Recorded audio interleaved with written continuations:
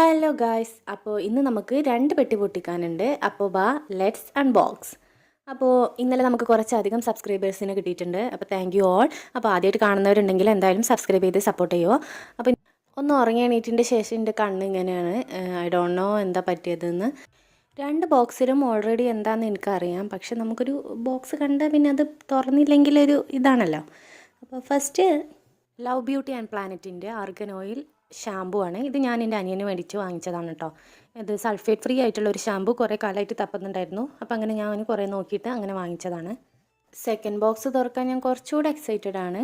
ഒരു lip liner ആയിരുന്നു. ഇത് മാഴ്സിൻ്റെ ലിപ്പ് ലൈനറാണ്. ഷെയ്ഡിൻ്റെ പേര് ഞാൻ കമൻറ്റ് ബോക്സിൽ കൊടുക്കാം. ഒരു ബ്രൗൺ ഷെയ്ഡാണ് കേട്ടോ. അപ്പോൾ ലിപ്സ്റ്റിക്ക് യൂസ് ചെയ്യാൻ താല്പര്യമില്ലാത്തവർക്കൊക്കെ നല്ല ഓപ്ഷനാണ്.